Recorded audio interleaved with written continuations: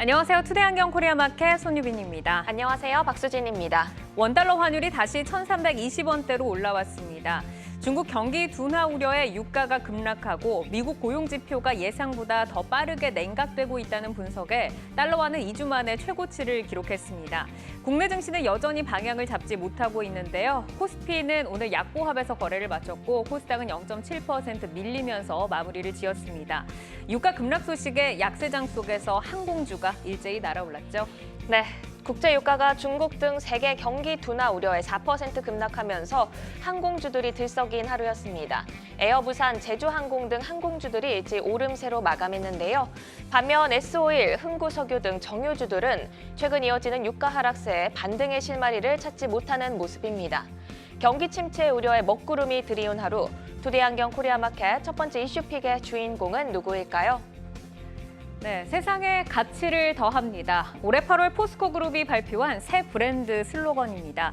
인류의 지속 가능한 미래를 선도하겠다는 비전을 담고 있지만 현재 주가는 아쉽게도 미래가 보이지 않는 안개 속 장세를 이어가고 있는데요. 투데이안경 이슈픽 첫 번째, B2 쏠린 포스코그룹주입니다. 최근 포스코 그룹주에 대한 신용 융자 잔액이 한 달 만에 1,200억 원 증가하면서 1조 원을 넘어선 것으로 나타났습니다. 코스피에서 최근 한 달간 신용 융자 잔액이 가장 많이 증가한 종목은 1위가 포스코 퓨처엠, 2위는 포스코 홀딩스인데요. 12월 5일 기준 신용 융자 잔액을 보면 포스코 홀딩스가 지난달 6일보다 333억 원 늘어난 5,417억 원, 포스코 퓨처엠이 576억 원 늘어난 3,607억 원을 기록하고 있고 포스코 DX도 175억 원 증가해서 448억 원을 기록하고 있는데요. 오늘 포스코 그룹주들의 흐름은 어땠나요? 네, 포스코 퓨처엠이 3거래일 만에 반등하며 가장 탄력이 좋았습니다. 또 북미와 유럽에서 수주 소식을 알렸던 포스코 인터내셔널이 2거래 연속 상승세를 이어갔는데요. 포스코 인터내셔널은 외국인과 기관의 동반 매수세도 유입되고 있습니다. 반면 포스코 홀딩스와 포스코 DX는 연일 약세 흐름으로 마감을 하고 있습니다. 특히 포스코 DX 어제 5만 원 선을 이탈한 후 오늘도 3% 내림세로 마감했습니다. 포스코 그룹주 이슈에 이은 투데이안경 이슈픽 두 번째 주제는요. 네, 투데이안경 이슈픽 두 번째, 개인 수급 쏠림 새내기주입니다. 11월부터 개별 종목 장세가 활발한 가운데 유독 새내기주들의 활약이 돋보이고 있습니다. 새내기주들의 뜨거운 랠리에 개인들의 수급이 쏠리고 있는데 한국거래소에 따르면 12월 들어 상장한 새내기주 6개 시초가는 공모가 대비 평균 148% 오른 것으로 나타났습니다. 오늘도 새내기주들의 에너지가 아주 뜨거웠죠. 네, IPO 제도 변경 후 어제 첫 따따블의 주인공이 된 KNS, 오늘도 18% 급등 마감했고요. 항체 신약 플랫폼 기업으로 지난 5일에 상장한 Y바이오로직스가 상장 후 상승세를 이어가며 오늘은 상한가로 마감했습니다. 그 외에도 에이텀, 그린리소스 등 새내기주들도 좋은 에너지를 유지하면서 마감을 했는데요. 방향성 부재 장세 속 주목받고 있는 새내기주, 향후 변동성 확대에 유의하시면서 대응해 나가셔야겠습니다. 네, 투데이안경 이슈픽 종목 포스코그룹과 새내기주 가운데서 뜨거운 관심 모으고 있는 포스코홀딩스와 포스코 DX, KNS 그리고 Y바이오로직스입니다. 종목들의 최적화된 매매 타이밍을 포착해보는 매도의 기술, 지금부터 시작합니다.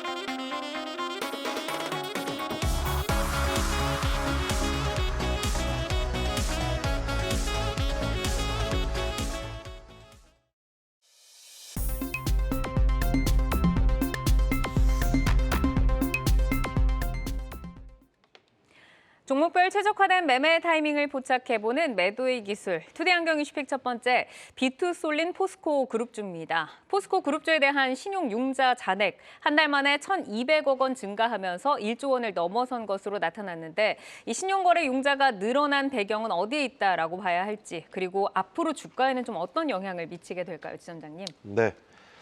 앞서서 신용 융자 금액에 대해서 말씀 주셨는데 잔고를 보시면 포스코홀딩스는 120만 주, 그리고 포스코 퓨처엠 102만 주, 포스코 DX 115만 주, 5,300억, 3,400억, 550억 규모만 들어선 굉장히 크다라고 느껴질 수 있는데 중요한 건 이 융자 잔고 금액보다 잔고율이 중요하다고 생각됩니다. 이 전체 주식수 중에 신용으로 융자로 매수한 이 잔고가 몇 퍼센트 정도 되는지 그 융자 잔고율이 중요한데 포스코홀딩스 같은 경우는 1.41%고요. 포스코 퓨처엠 1.3%, 그리고 다소 중소형주인 포스코 DX 같은 경우에도 1%가 되지 않는 0.74%입니다. 보통 이 신용 잔고 융자를 걱정하는 부분은 추세적인 하락 또는 시스템 리스크에 의해서 담보 부족이 추가적인 매물을 불러올 때 걱정을 하게 되는데요. 보통 증권사에서도 이 신용 잔고율이 10%를 넘어갈 때 추가적인 신용을 제한하는 그런 조치를 걸어둡니다. 때문에 현재 잔고율로 봤을 때 1% 수준의 잔고율은 크게 의미를 부여하기 힘들다라고 보여지고 중요한 건 결국에 리튬 가격 펀더멘탈이 더 중요하다라고 보여집니다. 네, 이제 지난 11월에 공매도 금지 후에 2차 전지주의 본격 반등에 대한 기대감이 있으셨을 텐데 오히려 공매도가 늘어났다는 분석이 지금 나왔습니다. 포스코홀딩스와 포스코퓨처엠에도 새로운 공매도가 체결이 됐는데 해지 목적의 공매도 성격이라는 평가에도 불구하고 지금 투자자들이 의심의 시선을 거두지 못하고 있습니다. 2차 전지의 공매도 이어지고 있는데 이 부분 어떻게 보실까요, 파트너님? 일단 저는 개인 투자자들의 마음이 저의 마음 같지 않을까. 일단 공매도 때문에 좀 불편한 건 사실입니다. 근데 다만 이제 지난달 6일에 이제 공매도가 금지되고 나서 대형 2차 전지 종목에서만 한 2천억 건 가까운 공매도 거래가 있었던데 이제 뭐 한국거래소에서는 이제 시장 조성자와 유동성 공급자 간 뭐 이제 해지 목적 공매도라고 이야기를 했고 그러나 이제 개인 투자자들은 여기에서 이제 불법 공매도에 대한 부분들이 워낙에 우려가 있다 보니까 그 여부를 좀 면밀히 조사해야 된다라고 이야기를 했습니다. 근데 물론 이제 중요한 건 이제 공매도에 대한 부분들이 저는 이게 우려가 되는 게 뭐냐면 그 일단은 이게 주가는 심리에 따라서 움직이는데 공매도가 늘어난다는 것은 결국 주가가 추가적으로 하락하는데 베팅을 한다는 이야기가 될 수가 있거든요. 근데 여기서 중요한 건 또 개인들은 또 B2 신용융자가 또 늘어나고 있다는 점입니다. 그래서 아마 이 부분들이 과거에 우리가 고점에서 이제 2차전지 관련된 종목들이 하락을 보였을 때 그때도 이제 공매도와 개인 그 투자자들 간의 무슨 어떠한 이제 다툼, 싸움이 좀 있었던 부분인데 네. 지금 이 공매도와 또 신용융자 B2가 늘어난다는 부분은 저는 일단 2차전지가 앞으로 조금 더 어려운 시기를 겪을 수 있는 가능성이 조금 더 있지 않을까라고 해서 조금은 더 인고의 시간을 겪어야 되지 않을까라는 생각을 조심스럽게 한번 해보게 됩니다. 네, 두 분 다 지금 종목들에 있어서는 조금 보수적인 관점을 주신 것 같은데 지금 기대와 우려 속에서 개인들에게는 여전히 큰 관심을 받고 있습니다. 포스코 그룹주 가운데서 포스코홀딩스 그리고 포스코 DX 한번 올려봤는데요. 지금 두 분의 사인이 완전하게 엇갈렸습니다. 지금 전태진 파트너께서는 다 스탑 사인 주셨고 이익원 지점장께서는 고 신호를 켜주셨는데 포스코홀딩스부터 보도록 하겠습니다.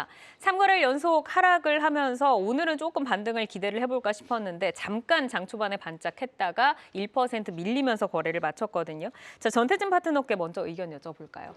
일단 제가 2차 전지에 관련된 부분들은 이제 하방 경직의 모습도 보이긴 했지만 상방에도 역시 제한적인 흐름들이 있기 때문에 일단은 그 추세 전환에 대해서 확인하기 전까지는 좀 관망이 좋지 않을까라는 의견을 좀 제시해드리고 싶습니다. 아직까지는 뚜렷한 방향이 없기 때문에 좀 보수적으로 본다. 자, 이익원 지점장께서는 어떻게 보세요? 네. 2차 전지 섹터에 대해서 사실 일찌감치 시장보다 일찍 스톱 사인을 드렸습니다. 근데 지금 구간에서는 다시 고 사인을 드린 이유가 그 2차 전지 섹터 중에서 자금력이 되고 결국 방향성이 맞는 종목들에 대해서는 지금 구간에 사서는 시간이 해결해 줄 것으로 보고 있고요. 결국 포스코홀딩스의 가장 중요한 건 이 리튬 가격이 가장 중요하다고 보여지는데 리튬 가격을 예상하기 힘들죠. 하지만 지금 현재 리튬 가격이 20불 초반대에서 리튬 가격의 생산 원가가 20불입니다. 우리가 과거에 몇 차례 시크리컬 사이클을 겪은 화학 산업 같은 경우에도 이 생산 원가 기준으로 그 하락하게 되면 생산을 포기하기 때문에 그 하방 경직성을 보이게 되는데 지금 시장에서 생산 원가 수준으로 리튬 가격이 하락했다라는 건 언제 상승할지는 모르겠지만 지금은 싼 가격은 분명하다라고 생각되고 있고요. 네. 여기에 만약 더 이 상승이 오래 걸린다라고 생각했다라면 포스코가 내년 2분기에 그 아르헨티나 1단계 생산 능력을 늘리지 않았을 텐데 이 또한 차질 없이 진행하는 것 봐서 저는 분명히 향후에 사이클이 다시 온다라면 뒤처지지 않을 것이다라고 보고 있습니다. 그러니까 미리 조금 선점을 해놓는 부분으로 지금 고사인을 주신 건데 포스코홀딩스가 이제 오늘 대신증권에서 나온 리포트를 보면 불리한 환경에도 상승 여력이 충분하다라고 적혀 있었고 2차 전지 소재 부문의 하향 조정이 불가피하기는 하지만 철강 기반의 이런 본업의 안정적인 수익성 유지가 가능하다. 이 점을 좀 강점으로 꼽았거든요. 지금은 뭐 2차 전지가 아니라 포스코홀딩스를 조금 더 제철 사업 쪽의 안정성으로 봐야 되는 그런 시기일까요? 근데 저는 약세론자는 아닌데 아무래도 우려가 좀 더 많다라고 저는 판단이 되고 있어요. 지금 증권가에서 이야기하는 이 포스코홀딩스의 주가가 좀 하반기에 좀 탄력을 잃은 모습이고 앞으로 좀 올라갈 것이라는 부분들에 대해서는 이제 내년 2분기부터 이제 개선이 될 것이다라고 보고 있는데 아무래도 이제 중요한 건 2024년부터 중국 철강 산업의 업황 회복이 기대되고 있다. 그리고 뭐 동시에 리튬 공장의 본격적인 가동이 예정되어 있기 때문이다 이런 이유들을 좀 말씀하시고 계신데 반대로 보면 지금 좀 우려스러운 부분들 좀 말씀을 드려보자면 지금 최근에 무디스에서 중국 국가신용 등급을 하향을 했습니다. 이 원인은 부채가 너무 많기 때문에 그리고 지금 숨겨진 중국 부채 같은 경우 중국의 이제 숨겨진 정부 부채가 최대 1경 4천조 원이라고 해요. 그리고 그 안에서 디폴트에 대한 그 위험이 있는 것들이 또 몇천억 정도, 몇천조 된다고 하니까 이런 부분들을 봤을 때는 이제 중국의 경기가 좀 좋아진다라고 하면 좋겠지만 내년에도 중국의 제한적인 좀 수요 회복 그리고 감산 강도 약화 속에서 아마 전방 산업에 대한 개선 기대감도 조금은 낮아지지 않을까. 특히나 중국의 부동산 이 디폴트 이야기들이 이제 도미노처럼 터지게 된다라고 한다면 철강 업종에 미칠 리스크도 우리가 좀 경계를 좀 해봐야 된다. 아무래도 철강은 중국 경기에서 이제 큰 영향을 받기 때문에 이런 부분들 우리가 아마 조금 경계를 좀 해봐야 되지 않을까 생각이 됩니다. 이런 지금 악재들은 저는 개인적으로 언젠간 어떤 방식으로든 표출이 될 것이다라고 보고 있기 때문에 경계감은 가져야 된다라고 보고 있습니다. 그러니까 지금은 이제 어쨌든 경기 둔화 우려가 전기차 수요 둔화 우려를 이끌고 좀 더 보수적으로 봐야 되는 시기다라고 말씀을 주셨는데 지점장님께서 이제 말씀을 해주셨던 그 2차 전지 신사업 투자 일정이 지금 그대로 진행이 되고 있잖아요. 이번 주에는 뭐 2차 전지 산업용 가스 생산 설비 착공 소식도 알렸는데 지금 이렇게 진행 중인 투자 일정들이 순항하면서 좀 진행이 된다고 하면 포스코홀딩스가 앞으로 좀 차별화된 모멘텀 만들 수 있는 어떤 강점이 될까요? 네. 다소 좀 큰 개념으로 접근해 보겠습니다. 저희 하우스에서 그 연구한 자료인데 현대차, 기아차 같은 경우에 올해 굉장히 놀라운 이익을 보여주었죠. 20년도에 그 영업이익이 2조 원, 그리고 21년도에는 6조 원, 그리고 22년도에는 9조 원, 올해는 15조 원. 매 분기별로 어닝 서프라이즈를 기록했습니다. 헌데 매 분기별로 어닝 서프라이즈를 기록했음에도 불구하고 주가는 매 분기별로 하락을 했습니다. 이 이유에 대해서 굉장히 논란이 많은데 현대차와 기아차는 지금까지 이 업황이 좋든 나쁘든 밸류에이션 7배에 머물러 있었습니다. 이는 실적이 좋으면 실적 곱하기 7배에서 적정 시가총액, 실적이 나쁘면 나쁜 실적 곱하기 7배의 시가총액으로 움직였는데 지금 실적은 좋아지는데 주가가 빠지는 이는 밸류에이션이 디레이팅 되었다는 거죠. 과거에 7배 움직였는데 지금은 3.5배의 밸류에이션을 받고 있습니다. 이 이유에 대해서 뭐라고 생각하냐고 하면 바로 현대차와 기아차의 전기차의 침투율, 전기차의 MS 감소를 해석하고 있습니다. 이는 결국 전기차가 내연기관에 침투하는 것은 기정사실화이고 지금은 당연히 내연기관에서 수익을 많이 내고 있고 내연기관의 시장이 크긴 하지만 결국 전기차가 내연기관을 침투하는 것은 가속도의 문제이지 방향성은 정해져 있는 상황입니다. 때문에 언제든지 다시 그런 사이클이 올 수 있는데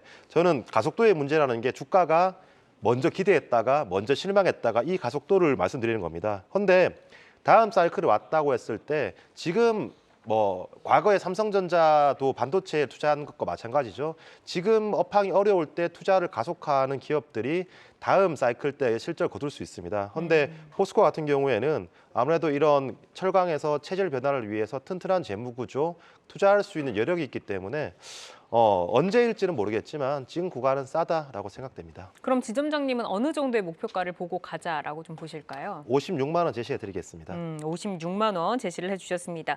자, 이어서 포스코 DX로 넘어가 보겠습니다. 어제 5만 원 선이 무너졌고요. 오늘도 역시나 반짝 장초반에 빨간불을 켜냈다가 3% 밀리면서 거래를 마쳤는데, 자, 여기서도 이제 두 분 사인이 같거든요. 이익원 지점장께서는 이제 포스코 DX에도 좋은 점수를 주셨는데 어떤 이유 있을까요? 네. 가장 중요한 게 그 포스코 그룹이 증설을 하느냐 마느냐일 거라고 생각됩니다. 증설은 보통 업황에 연관이 되죠. 그런데 업황이 당연히 좋으면 증설에 대해서 그 자신감을 가질 겁니다. 근데 재무 구조가 다소 약하고 차입해서 투자를 해야 되는 몇몇 기업들, 코스닥에 있는 기업들 같은 경우에 지금이 기회라는 걸 알지만 투자하기 굉장히 제한적이거든요. 하지만 포스코의 그룹 증설 일정은 계획대로 진행 중입니다. 때문에 이런 수주 일정에 따라서 포스코 DX의 내년 예상되는 영업이익이 1,800억 원, 이는 올해 대비해서 YOY로 50% 성장하는 수치이기 때문에 다른 종목들 대비해서 2차전지 종목 대비해서 크게 빠지지 않았지만 이 실적에 대한 든든한 캡티브 마켓이 있다는 것 자체가 동사의 우호적인 포인트가 될 것으로 보고 있습니다. 네, 전태진 파트너께서는 여기에서도 이제 스탑 사인이 나왔는데 같은 결일 것 같습니다. 네, 이제 포스코 DX 같은 경우에는 또 일정 모멘텀이 있잖아요. 네. 포스코 이전 모멘텀이 있어서 포스코 그룹주 가운데서는 그래도 좀 상대적으로 강한 탄력을 이어왔는데 12월 내로 이제 정확한 일정이 결정될 예정인 것으로 알고 있습니다. 이 부분이 아무래도 뭐 수급이라던가 심리적으로라던가 좀 끌어줄 수 있는 모멘텀이 될 수는 없을까요? 일단 이제 포스코 DX 같은 경우가 지금 강했던 이유들 좀 몇 개 보면 이제 MSCI 그 지수 편입에 대한 이슈들 때문에 강세를 좀 보이는 부분도 있고요. 그렇지만 이제는 개인 투자자분들도 이런 호재들을 이용해서 좀 수익을 만들어 가실 텐데 보통 주가가 많이 선반영이 되게 되죠. 그리고 나서 이제 호재가 발표가 되면은 오히려 좀 하락하는 모습들. 아무래도 좋은 그 영향들은 있겠지만 결국에 리밸런싱 이후에는 좀 하락하는 모습들을 보여주고 있습니다. 물론 이제 포스코 DX 같은 경우는 스마트 팩토리라든지 이런 부분들에 있어서 모멘텀은 이제 충분히 가능하다라고 보고 있는데 일단 좀 추세적으로는 단기적으로 추세가 좀 깨졌기 때문에 지금 매수한다라기보다는 저는 개인적으로 이제 성장 모멘텀은 있지만 좀 전환이 됐을 때 확인하고 매수를 하면 좋겠다라는 생각으로 좀 보수적인 관점에서 말씀을 드린 거지 이 기업 자체가 나쁘다라는 의미는 아니고요. 좀 그때 다만 이제 지금 최근에 시세가 좀 단기적으로 깨졌으니까 좀 추세 전환을 확인해 보자. 라는 개념으로 말씀드렸습니다. 네, 그러니까 전기차 섹터 성장성으로는 장기적으로는 고사인이긴 하지만 단기적인 트레이딩 관점으로는 네. 조금 주의를 하자라고 좀 말씀을 주셨습니다. 자, 그럼 이어서 신규 상장주로 넘어가 보겠습니다. 최근에 신규 상장주들의 랠리가 갈수록 뜨거워지는 분위기고 다음 주에 또 LS 머티리얼즈 상장을 앞두고 있어서 그 집중도가 좀 더 연속성이 있지 않을까 싶은데 신규 상장주들의 랠리 당분간 좀 이어진다고 보실지 그리고 이 부분에 있어서 투자자들이 경계를 해야 되는 포인트 어떤 거 있을까요, 지점장님? 네. 신규 상장 종목들이 섹터를 불구하고 2차 전지, 뭐 AI, 팹리스, 바이오 이렇게 섹터를 불문하고 신규 상장이 다 자체만으로도 트렌드화되고 있습니다. 이는 뭐 매번 연말이면 나타나던 현상인데요. 이런 현상이 나타나는 주요 원인은 아무래도 연말 대주주 양도세에 대한 이슈가 크다고 볼 수 있습니다. 작년까지 대주주 양도세 기준이 10억이었죠. 11월 달까지만 하더라도 이 10억이 20억 플러스 알파로 상향된다라는 기대감이 있었지만 지금 뭐 여야가 합의해야 되는 상황에서 굉장히 그 지지부진한 전혀 소식이 없는 상황이 펼쳐지고 있습니다. 때문에 우리나라 시장이 미국 시장에 비해서 디커플링 되는 주요 원인을 저는 여기서 보고 있는데요. 실제로 그거 10억 뭐 세금 좀 내면 되지라고 생각하겠지만 실제로 내가 11억을 보유하고 있어서 대주주에 걸린다라고 했을 때 내년에 매매했을 때 굉장히 실무적으로 까다롭거든요. 내가 일부 매도했을 때 분명 평균 단가에서 계산해서 세금을 내면 되지만 선입 선출에 의해서 어떤 종목을 매도한 것이 되는지 어떤 종목을 먼저 얼마에 매수했는지 굉장히 매매가 번거롭고 까다롭기 때문에 대부분 10억, 20억 이상 보유하신 분들은 이 대주주 양도세를 피하려고 합니다. 때문에 매수하시는 분들도 보류하게 되고요. 매도하려는 분들은 빨리 매도하게 되는 이런 현상이 펼쳐지는데 아무래도 신규 상장 종목 같은 경우에는 이런 대주주 양도세에 대한 부담이 없기 때문에 자유롭게 매수할 수 있고요. 자유롭게 매수할 거다라는 기대감 때문에 선체적으로 이렇게 테마가 형성되곤 하는데 대부분 이 10억이 20억이나 10억이나 확정되는 순간 또는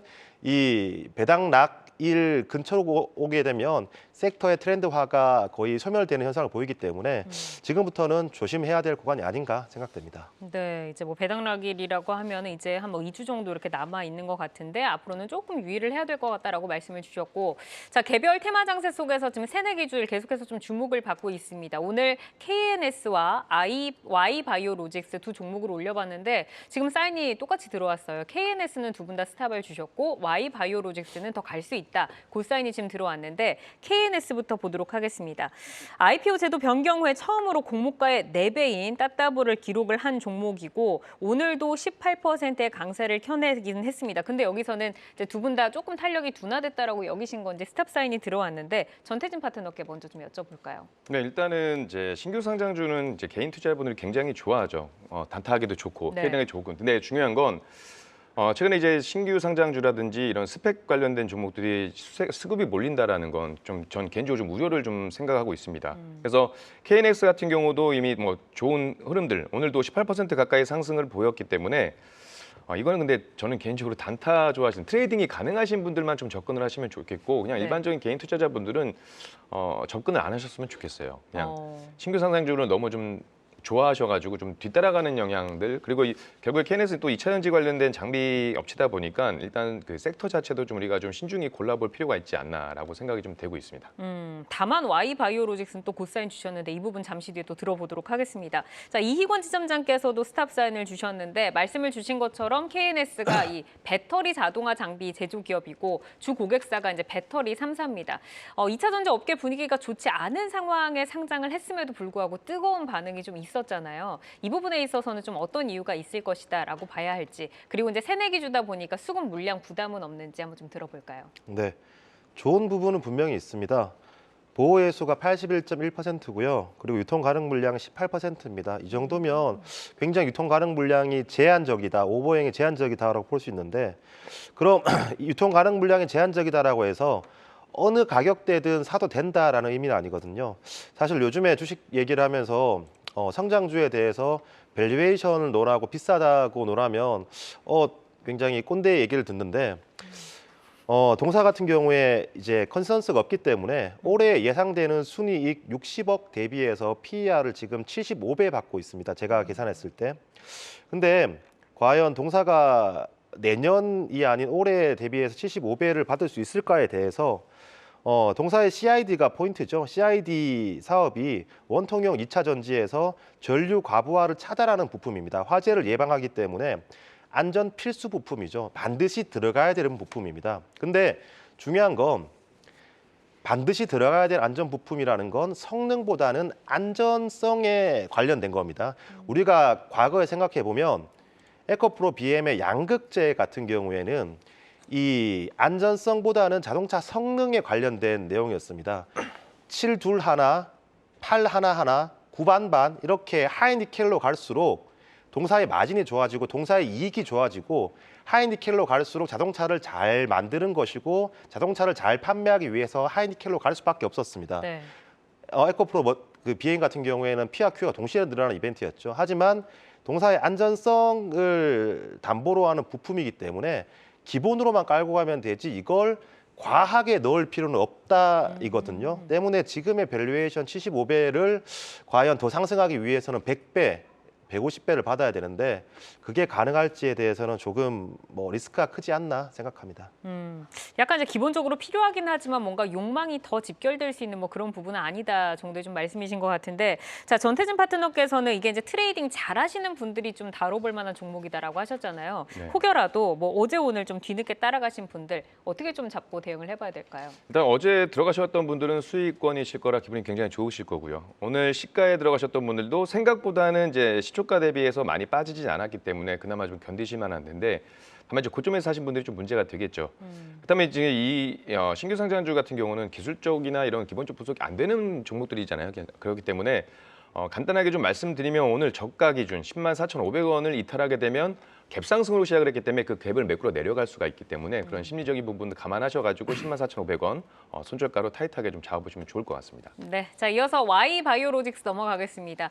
항체 신약 개발 플랫폼 업체고 상장 첫날 급등에 이어서 3일째 상승 에너지 이어가고 있는데요. 오늘 상한가로 거래를 마감을 했습니다. 자 이익원 지점장께 먼저 이유 들어볼까요? 네, 사실 신규 상장한 바이오 종목 같은 경우에는 개별적으로 굉장히 집중적으로 공부를 해야 되는데 그 바이오 종목을 하루 이틀 공부해서 의견을 제시해 드리는 게 굉장히 부담스럽고 건방진 일인데 사실 밸류에이션도 할 수 없는데 그 수급적인 밸류에이션을 조금 알아본다면 동사가 상장 전에 마지막 시리즈 D를 받았을 때 밸류에이션이 1,800억 밸류에이션을 받았습니다.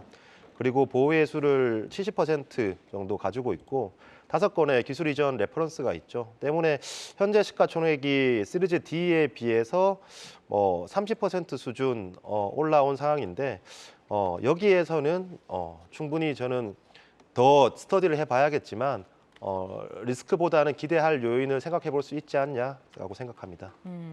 자 전태진 파트너께서도 고사인을 주셨는데 우선은 기술적으로 늘 이렇게 또 상한가로 마감을 하면 그 뒷날 또 기대감이 좀 있는 것 같습니다. 지금 바이오주는 공부가 필요하다라고 하셨는데 앞으로 좀 성장 스토리를 기대해 볼 수 있는 기업인가요? 저는 꽤 그렇지 않을까라고 생각을 하고 있습니다. 물론 최근에 이제 제약바이오 관련된 종목들이 좀 강세를 보이는 부분들도 있고 일단 이 Y바이오로직스 같은 경우는 이제 항체 디스커버리 플랫폼 및 독자적 T세포 이중항체 플랫폼을 보유하고 있는 이 항체 신약 개발 기업이에요.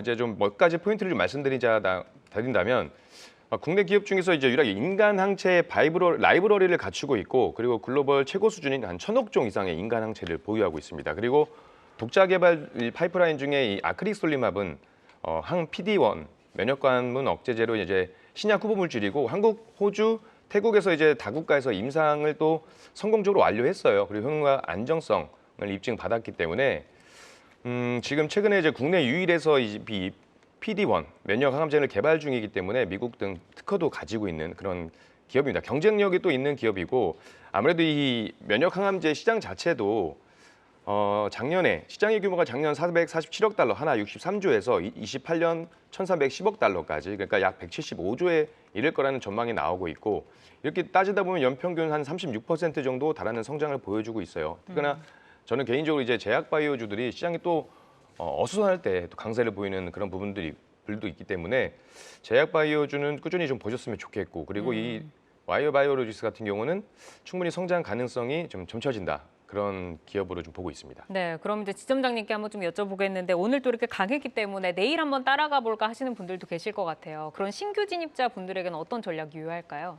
네, 단기적인 대응에 대해서는 저도 사실 잘 못하고요. 동사가 플랫폼 기업이라는 것에 좀 의미를 두고 있습니다. 항체 발굴에 대해서 플랫폼 이 업체이기 때문에 시장을 유연하게 대응할 수 있고요. 그리고 이미 5건의 라이센스와 레퍼런스가 있다는 걸 저는 의미를 부여하고 있습니다. 때문에 이 항체 시장, 이중항체든 단일항체든 지금 계속 커지고 있는 시장이죠.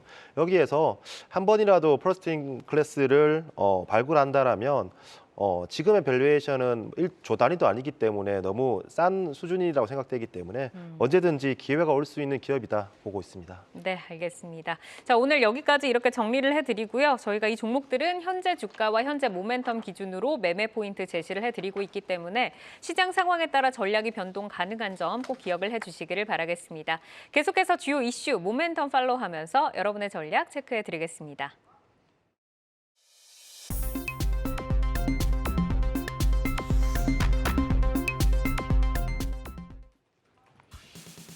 장 마감 후 4시부터 6시까지 진행되는 시간의 투자리그, 시간의 거래 동향 만나보는 이 시각 시간의 단일가입니다. 정규장 마감 후 오후 4시부터 6시까지 10분 단위로 시간의 단일가 거래가 이뤄지는데요. 시간의 주요 종목 등락률 실시간으로 생생하게 전달해 드리겠습니다. 그럼 이 시각 시간의 단일가 코스피 상승률 상위부터 체크해 보겠습니다. 먼저 반도체 솔루션 공급 업체인 유니캐스트 오늘 2% 빨간불로 마감을 했는데 시간에서 추가적으로 2% 정도 상승을 주고 있습니다. 5,090원에 지금 거래가 되고 있고요. 5거래 연속 상승하며 52주 신고가를 경신한 S&T 홀딩스 1.4% 강세 보이면서 18,000원 선에 지나가고 있고요. 또 국제유가 급락에 3% 강세로 마감한 대한항공 우선주 역시 2.4% 상승하면서 상승률 상위에 자리를 하고 있습니다. 계속해서 코스닥 상승률 상위 체크해 보겠습니다. 네, 코스닥에서는 경남제약 볼까요? 빈대와 폐렴 확산의 수혜주로 주목받으면서 연일 강세를 보이고 있습니다. 오늘은 윗골이 달면서 약보합으로 마감을 했는데 시간에서 다시금 매수세 들어오면서 5% 강세로 출발을 하고 있습니다. 또 반도체 핵심 부품 공급 업체인 뉴파워 플라즈마 3거래 연속 상승하면서 좋은 모습 보여주고 있는데요. 시간에서도 7% 강세로 강한 모습 보여주고 있습니다. 이번에는 코스피 하락률 상위 체크해 볼까요? 네, 코스피에서는 웅진이 현재 하한가로 들어가 있습니다. EQ셀 지분 인수를 진행하지 않겠다라고 최종 결정하면서 이 소식 전해지자 바로 하한가로 지금 직행을 한 모습입니다. 9.9% 하락 중이고요. 또 미래 ING도 5% 하락을 하고 있고 또 정치 테마주로 변동성을 확대하고 있는 대상 우선주 그리고 대상 홀딩스 역시 하락률 상위에 이름을 올리고 있습니다. 또 한수원이 동남아에 SMR 도입을 추진한다는 소식에 오늘 11% 급등한 한신기계 역시 차익 실현 매물 쏟아지면서 2.7% 하락세로 출발하고 있네요. 마지막으로 코스닥 하락률 상위도 볼까요? 네, 코스닥에서는 RBW가 2.7% 하락, 그리고 베노TNR도 4.5% 하락하면서 3,170원에 거래가 되고 있습니다. 또 서울옥션이 현재 3.2% 하락하면서 16,100원 선 지나가고 있네요. 이렇게 이 시간의 단위가 살펴봤는데요. 시간의 단위가 매매는 오후 6시까지 10분 단위로 매매가 체결됩니다. 모멘텀과 거래량 등 꼼꼼히 살펴보시고 시간에서도 성투 전략 세워가시기 바랍니다. 시간의 단위가 거래 동향, 잠시 후 시간의 단위가 특징주를 통해서도 확인하실 수 있습니다.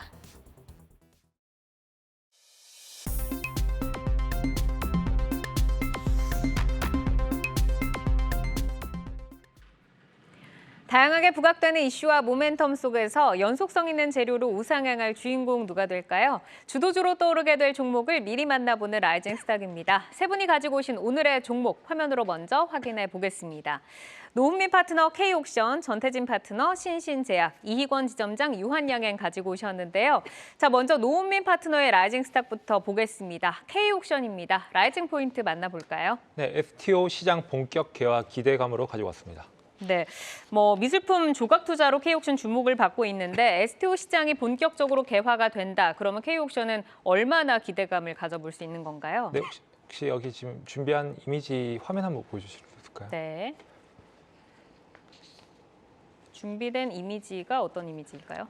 네, 지금 보시면은 이 그림이 이제 쿠사마 야오이라는 작가의 작품이 이제 호박이라는 네. 작품인데 이게 2023년 12월 18일에 이제 미술 조각 투자 상품으로 될 첫 상품입니다. 이번 이제 연내 승인으로 기대되고 있는 이 FTO 관련된 이 시장에서 이제 미술품 시장 규모가 거의 이제 2022년 기준 1조인데 연내 승인이 되고 본격적으로 열리는 6월 이후가 되면은 이 관련해 가지고 이제 미술 투자, 즉 이제 미술 조각 투자가 굉장히 이제 활발할 것으로 이제 전망하고 있습니다.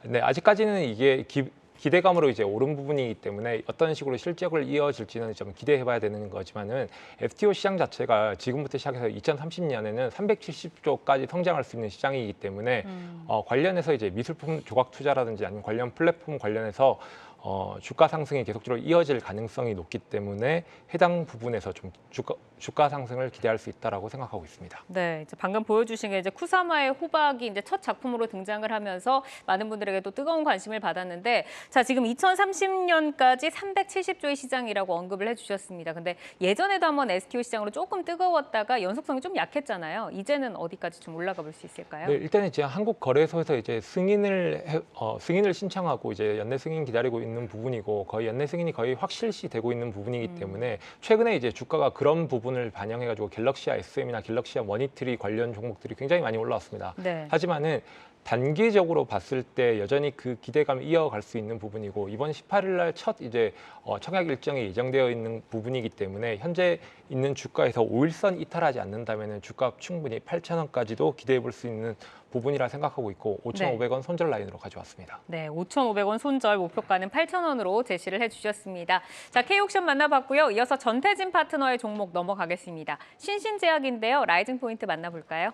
대전 신신제약하면 아마 많은 분들이 이제 파스를 아실 맞아요. 겁니다. 파스를 네. 만드는 회사고 아무래도 지금 최근에 마이크로니들 개발 가속화라든지 그 중국 시장 진출 그리고 국내 연구진의 이 치료제 개발 소식에 나오면서 좀 이슈를 좀 보여주고 있다라고 보시면 될 것 같습니다. 지금 이제 정리된 게 300조 원 규모의 중국 시장과 마이크로니들이 나와 있는데 신신제약의 마이크로니들이 중국 시장에서 어떤 활약을 하게 되는 건지 궁금한데요. 일단 이거 좀 별개의 이슈들을 좀 가지고 와봤는데 네. 마이크로니들 이제 신신제약이 최근에 이제 그 마이크로니들 차세대 마이크로니들 의약품 개발 기술을 고도화를 위해서 추가 특허 출원을 하고 굉장히 좀 가속화하는 모습을 보여주고 있어요. 마이크로니들이라는 것은 이제 이렇게 피부 재생할 아시겠지만 때. 예, 이렇게 네. 붙이는 NPS 그런데 그런 거. 그런 기술인데 아무래도 이 최근에 비만 치료제 관련해서도 마이크로니들을 좀 같이 섞는 그런 부분들에 대한 이야기들도 나오고 있을 만큼 차세대의 의료 기술이다라고 이해를 하시면 좋을 것 같습니다. 아무래도 주사를 무서워하시거나 이런 고통에 대한 부분들이 그런 마이크로니들 기술들로 좀 완화가 될 것 같고요. 이제 기술 개발 이런 부분들 말고 나서도 지금 이 신신제약의 그 제품이 시노팜이라고 있는데 시노팜을 통해서 중국 대형 온라인 전자상거래 업체에 5년간 총 540만 달러 규모로 의약품을 판매할 예정이라고 돼 있습니다. 이번 계약이 이제 초도 물량 공급은 이미 진행 중에 있고 아마 연내 판매를 시작할 예정입니다. 아마 공동 마케팅을 통해서 협력할 것이고 지금 중국의 의약품 시장 규모가 약 300조 원에 달할 정도로 큰 시장이지만 이 위생허가 획득에 좀 절차가 까다롭기 때문에 시장 진입이 어려워요. 근데 네. 그런 부분들을 이제 중국 1위 제약사와 협업을 했기 때문에 아마 현지 네트워크를 바탕으로 해서 온라인 시장부터 진출을 한다라고 한다면 이제 신신제약의 매출에는 긍정적인 효과로 나타날 것으로 보여지고 있고 그리고 최근에 국내 연구진이 이 마이크로니들을 이용한 원형 탈모 치료제 개발 소식이 나오면서 관련된 종목인 신신제약이 상승을 보였다라고 보시면 됩니다. 차트를 보면서 잠시 좀 설명을 드리게 되면 일단 기본적으로 저점을 계속해서 쭉 올라가주는 모습들을 나타나주고 있고요. 물론 이제 여기서 단계적인 레벨업들을 좀 보여주고 있습니다. 그래서 지금도 충분히 시세가 상승 추세가 꺾이지 않은 부분들이 있기 때문에 저는 이 종목이라면 목표가 8,000원은 충분히 터치를 하지 않을까라고 생각을 하고 다만 항상 우리가 손절가는 좀 가져가야 되는 부분들이 있다 보니까 손절가 6,350원 제시 한번 해보도록 하겠습니다. 네, 알겠습니다. 신신제약 목표가 역시 8,000원 제시를 해주셨고요.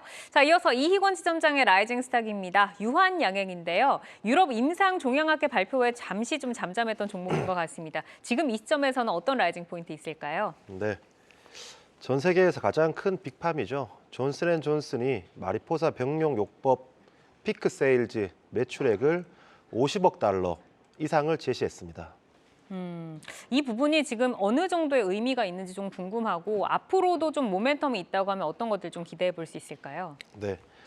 이젠 더 이상 바이오를 볼 때 기대가 아니라 숫자의 영역으로 봐야 된다 생각하는데 매출액 존슨앤존슨이 그냥 뭐 개별 미팅도 아니고 공식적인 컨퍼런스 콜에서 피크 세일즈를 50억 불 그러니까 하나로 대략 뭐 6.5조 수준의 매출액을 제시했습니다. 이는 27년에 제시한 그 매출액 같은 경우에는 기존의 1위인 타그리소를 넘어서는 MS를 보이고 있습니다. 때문에 이번에 마리포사 그러니까 이 유한양행과 오스코텍의 렉나자 그리고 얀센의 아미반타맘의 병용요법의 임상이 성공했다라고 봐야 되고요. 이미 FDA에 허가 신청 중에 있습니다. 때문에 그 담당 교수님께서 국내에 와서 인터뷰를 하신 걸 보면 거의 성공 확률에 대해서는 90%, 99% 이상이다라고 봐야 되고 FDA의 허가는 이제 시간 문제다. 그리고 이 허가 이후에 팔리는 금액을 존슨앤존슨이 우리 돈으로 6.5조 원 이상으로 산출한 것이고요.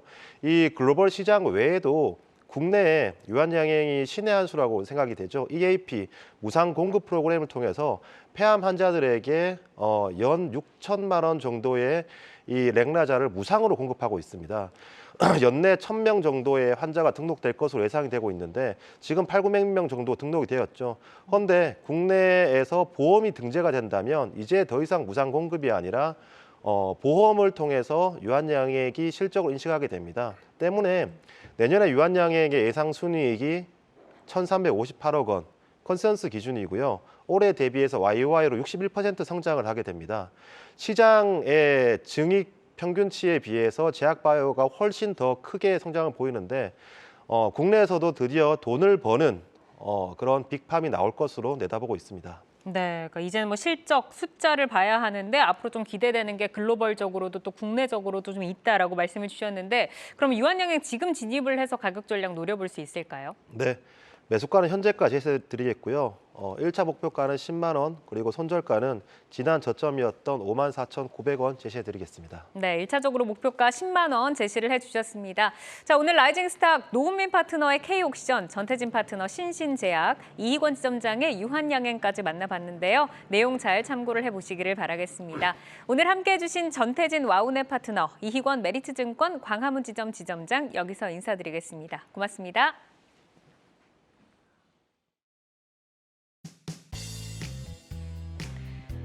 시간의 단위가 거래 속 특징주들을 따라가 보는 시간의 단위가 특징주 탑5입니다. 시간의 단위가 거래는 내일장까지 연결돼 움직이는 종목들이 많은데요. 오늘 함께 하시면서 매매 전략에 잘 활용해 나가시길 바랍니다.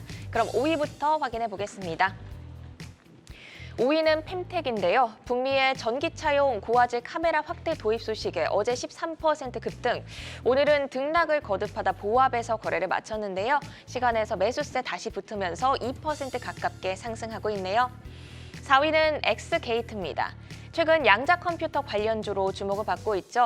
오늘 정규장에서 하락 반전했지만 시간에서 꽤 탄력적인 모습 보여주고 있습니다. 3% 넘는 상승세 가져가고 있네요. 3위 확인해 볼까요? 3위는 K사인입니다. 암호 알고리즘 등을 활용하는 보안 업체로 지난 4일 급등 후 큰 시세를 최근에는 내지 못했는데요. 시간에서 2.4% 상승을 주고 있네요. 2위는 어떤 종목일까요? 뉴파워 플라즈마입니다. 반도체 핵심 부품 공급 업체로 3거래 연속 상승하며 좋은 모습 보이고 있습니다. 현재 10% 상승한 상한가 부근에 들어가 있습니다. 대망의 1위 종목은 어떤 종목일까요? 엑스페리스입니다. 전자 여권과 비자를 인식하는 스마트카드 인식기기를 정부 부처와 공공기관에 공급하는 업체입니다. 최근 포용적 이민정책 추진 기대감에 주목을 받고 있는데요. 12월 들어서 어제를 제외하고 빨간불을 모두 켜냈습니다. 오늘은 시간의 거래에서도 거래량이 꽤 실리면서 5% 상승을 주고 있는데요. 지속적으로 관심 가지고 지켜봐도 좋을까요? 일단 최근에 이제 총선 일정이 이제 내년 4월로 예정되어 있어서 그 전에 이제 한동훈에 대한 법무부 장관에 대한 그 기대감이 이제 대상홀딩스나 혹은 이제 엑스페릭스 같은 대표적인 이제 정책 관련주로 이제 집중되고 있는 모습을 보이고 있습니다. 하지만 이런 정책에 관련된 종목의 경우 트레이딩으로 접근하시는 부분이 굉장히 좋다라고 생각이 들고, 혹여나 그 한동훈 법무부 장관이 이제 일정에서 다른 정책을 이야기한다면은 해당 정책주가 금방 바뀔 수 있다는 점도 참고하시고 전략에 사용하셨으면 좋겠습니다. 네, 정책 관련주로 최근 계속 수급이 들어오곤 있지만 트레이딩 쪽으로 접근하는 것이 적당하겠다라는 말씀이셨습니다. 이어서 4위 엑스게이트도 보겠습니다. 최근 양자 컴퓨터 관련주로 주목을 받고 있습니다. 오늘 정규장에서 하락 반전했지만 시간에서 3% 정도 상승을 하고 있는데요. 향후 어떤 점에 주목하면서 대응해야 할지 주가 전망 들어보겠습니다. 네, 일단 최근에 이제 지수가 계속적으로 조정 내지 횡보를 거듭하고 있으니까 개별 재료에 대한 종목들이 많이 올라오고 있습니다. 특히 양자 관련된 재료의 경우 이제 엑스게이트와 이제 우리로가 이제 수급을 나눠 갖는 부분이라고 생각하고 있는데, 엑스게이트의 현재 위치는 굉장히 긍정적이라고 생각하고 있습니다. 하지만은 지수가 들어주지 못하고 떨어질거나 혹은 조정받을 때 개별적으로 받는 재료 종목의 경우에는 순환매의 성격이 굉장히 강하기 때문에 수급이 들어오고 접근하시는 부분이 굉장히 좋다라고 생각하고 있습니다. 네, 이어서 오늘장 특징주로 한미약품도 볼까요? 면역 항암 신약에서 비만 치료제까지 최근 바이오 산업에서 트렌드로 부각되는 기술을 모두 보유하고 있습니다. 오늘은 비만 치료제 모멘텀이 주가를 끌어올렸는데요. 지난 11월부터 20% 이상 상승하면서 전고점 돌파를 눈앞에 두고 있습니다. 기대치를 좀 더 높이고 접근해봐도 좋을까요? 네, 최근 이제 바이오 같은 경우 지금 이제 바이오 종목들 중에서 이제 관통하고 있는 두 가지 키워드가 있는데, 이제 하나가 이제 폐렴이고 이제 하나가 비만 치료제입니다. 이제 비만 치료제 같은 경우 대표적으로 이제 펩트론이라든지 인벤티지랩을 많이 생각하시는 분들도 많은데, 이제 한미약품도 거기에 대한 기대감으로 금일 이제 34만 원까지 끌어올린 부분이라고 생각을 하고 있습니다. 최근에 이제 폐렴 관련주로 인해서 바이오에 대한 관심이 이제 높아지고 있으니까 향후 바이오 관련주 종목들은 조금 더 긍정적인 시각으로 지켜보셔도 좋지 않을까 생각하고 있습니다.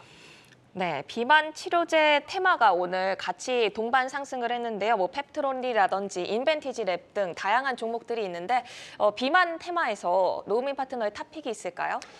저 같은 경우에는 최근에 이제 수급을 받은 종목에서 조금은 멀어진 종목이지만 저는 펩트론이 가장 좋은 종목이라고 일단은 생각은 하고 있지만은 해당 비만 치료제 같은 이런 이슈 같은 경우 이제 파이프라인에 관련된 기대감이기 때문에 조금 더 먼 시각으로 좀 접근하시는 게 좋을 것 같습니다. 네, 이어서 WCP도 보겠습니다. 미국 IRA 외국 우려기업 세부 규정안 발표 후에 분리막 업체들이 꾸준히 관심을 받고 있습니다. 기관의 연속 순매수 속에 오늘 60일선을 드디어 돌파를 했는데요. 모멘텀의 연속성 저희가 기대해 볼 수 있을까요? 네, 일단은 2차 전지 관련해서 전반적으로 분위기를 이제 에코프로 머티리얼즈가 살려주고 그리고 지금 이제 최근에 발표가 나오면서 전체적으로 2차 전지가 살짝 조정에 들어가는데 그중에서 이제 전액이라든지 분리막 관련 업체들 경우에서는 좀 이제 예외 사항에 해당되어서 좀 주가가 상승하는 경향성이 있습니다. 하지만 이제 분리막 관련된 부분에서는 SKI 테크놀로지가 훨씬 더 위치 상황이라든지 수급 받는 데 있어서 좀 더 긍정적인 부분이니까 만약 분리막을 관심에 두신 분이라면 SKI 테크놀로지로 트레이딩 하시는 것이 좋다고 생각하고 있습니다. 네, SKI 테크놀로지 역시 기관 순매수가 계속해서 들어오고 있죠. WCP보다는 이쪽 그 종목이 더 좋아 보인다라는 말씀까지 주셨습니다. 이렇게 오늘 시간의 특징주와 오늘장 특징주 살펴봤는데요. 함께해 주신 노은민 와운의 파트너는 여기서 인사드립니다. 고맙습니다.